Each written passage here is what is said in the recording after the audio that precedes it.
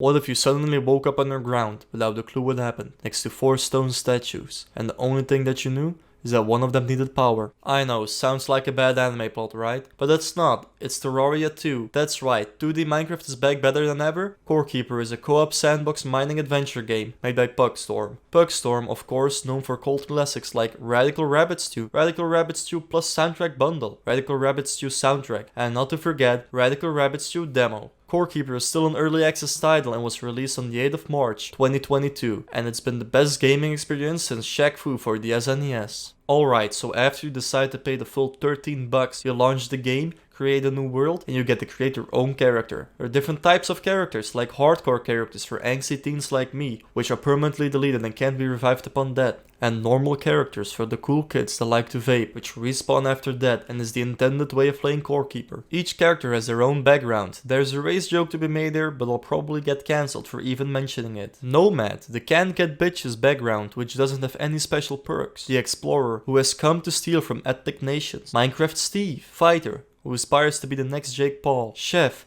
who can only make one dish, but they make it really good. Gardener, who came to this country illegally. And Fisherman, who sits in the same place for hours, pretending to have an actual hobby. Now that your character has been made, we get a little backstory about how we ended up in this place. Basically, we were exploring in the jungle and touched the giant egg that teleported us to the Shadow Realm.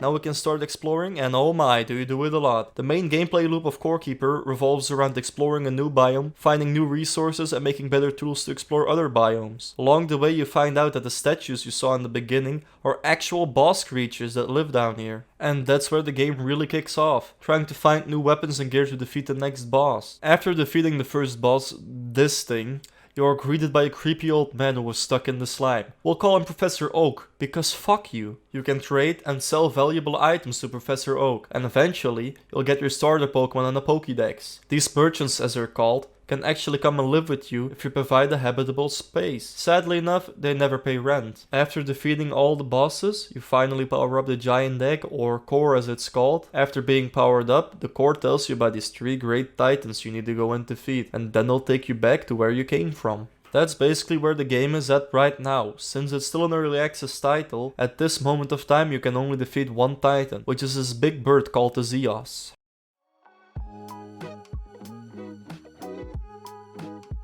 When starting my original playthrough of the game, I didn't have any prior knowledge, and I decided I wasn't gonna look up anything about the game while playing it, which really helped solidify the mystery aspect of this game. It made exploring really rewarding, not knowing what you're gonna find next. The game gave me real Pokemon vibes, just exploring and going off what NPCs say to progress. Much like how in The Legend of Zelda for the NES, you get a sword from this old dude in a cave and the only thing he tells you is, it's dangerous to go alone, take this. Also, the fact that this game doesn't have any microtransactions is a real nice refresher from the usual popular games that come out nowadays. There's also just a lot to do in the game. You can automate mining with drills and conveyor belts, go farming and fishing for food that helps you while you're exploring, and honestly that's just scratching the surface. One thing I did want to go in on a little deeper are collectibles. This game has in-game collectibles called figurines. That's right, they're 24 to find and collect. Not only are there figurines of the normal enemies which have an uncommon or rare rarity, there are also figurines of the bosses which have an epic rarity. All in all, I think Core Keeper has a bright future ahead of it and will become a niche cult classic along with games like Stardew Valley and Terraria. It might not become as popular as some of those games, but if you haven't checked it out yet, you should definitely go and check it out. As always, this is a review by an idiot, so take everything I said with a grain of salt. But with that being said, thank you for watching, liking, and subscribing. I'll see you in the next video. Bye.